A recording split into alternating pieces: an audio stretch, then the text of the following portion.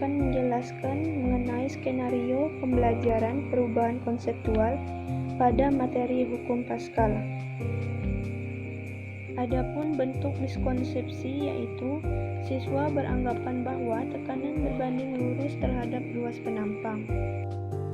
Fase perubahan konseptual yang pertama yaitu dissatisfaction. Di sini saya akan menjelaskan langkah-langkah pembelajarannya. Pertama, saya akan memberikan pertanyaan berbasis kasus untuk mengeksplorasi pemahaman awal siswa. Adapun pertanyaan yang akan saya berikan yaitu, apa yang terjadi ketika kamu menekan bagian atas botol air dengan 2 jari dibandingkan dengan menekan dengan telapak tangan? Kemudian siswa mencatat konsepsi awal pada lembar kertas yang telah disiapkan. Adapun konsepsi awal yang ada pada siswa adalah siswa beranggapan bahwa tekanan berbanding lurus dengan luas penampang. Kemudian saya akan meminta siswa melakukan observasi pada LKPD yang telah disediakan. Nah, di sini disajikan lembar kerja peserta didik yang mencakup judul percobaan, tujuan pembelajaran, alat dan bahan, serta langkah-langkah percobaan. Assalamualaikum warahmatullahi wabarakatuh. Baik, di sini kita akan melakukan percobaan hukum Paskal untuk membuktikan pengaruh tekanan dan gaya terhadap penampang. Adapun tujuan dari percobaan ini yaitu menunjukkan bahwa tekanan yang diterapkan pada meja dalam ruang tertutup akan diteruskan ke segala arah. Untuk melakukan percobaan ini, kita akan menyiapkan alat dan bahan.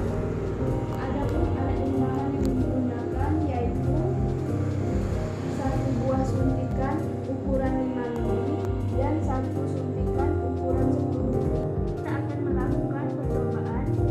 Langkah pertama, isi kedua suntikan dengan air hingga penuh. Pertama, kita akan menggunakan suntikan 10 mili. Isi airnya sampai hingga penuh.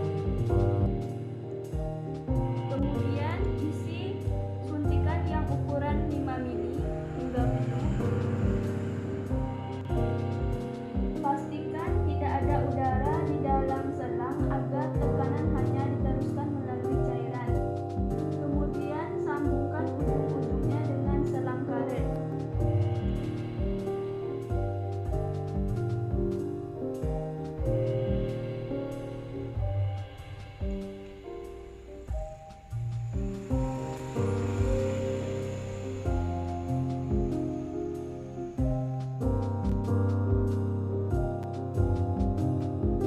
Setelah itu kita amati, tekan salah satu suntikan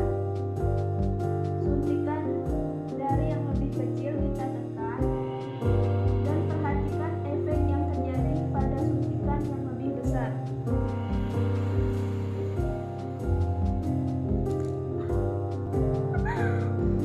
Kemudian kita akan mengulangi percobaan dengan menekan suntikan yang lebih kecil dan perhatikan apa yang terjadi.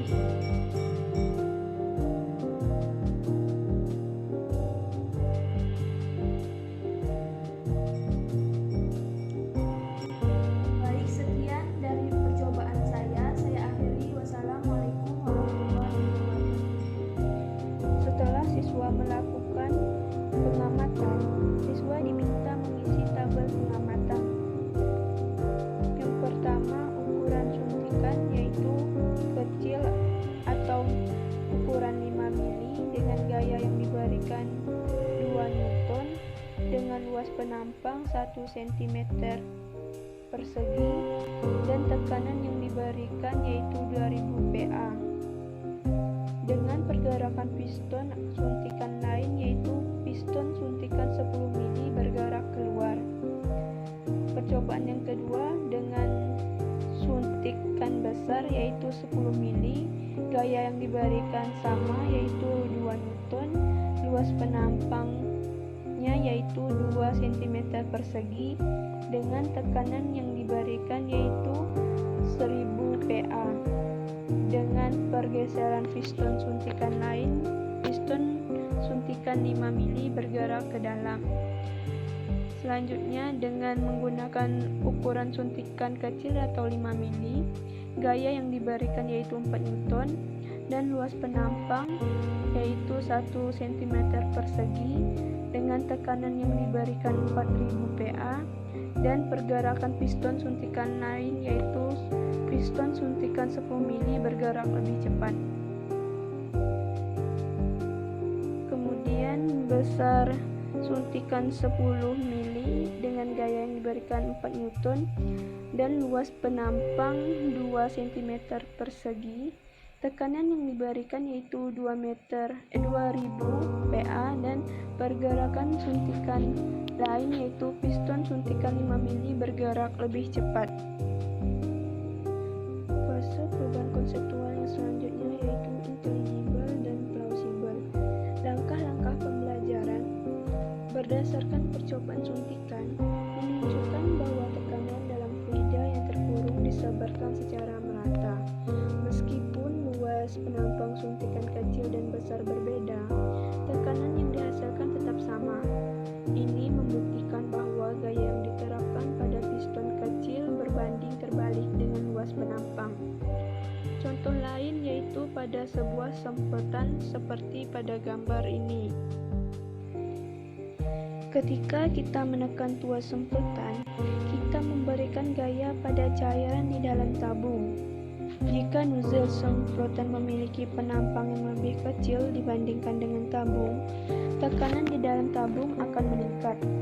Tekanan yang lebih tinggi menyebabkan cairan disemprot keluar dengan kecepatan tinggi dari nozzle, meskipun gaya yang sama diterapkan. Fase perubahan konseptual yang terakhir yaitu fruitful. Langkah-langkah pembelajaran, saya akan memberikan contoh penerapan dalam kehidupan sehari-hari.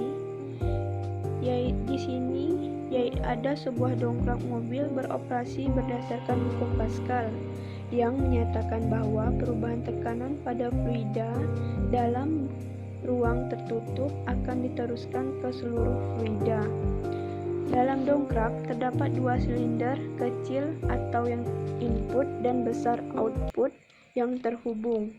Saat tekanan diterapkan pada silinder kecil, tekanan tersebut diteruskan ke fluida dan menghasilkan gaya yang lebih besar di silinder besar karena luas penampangnya yang lebih besar.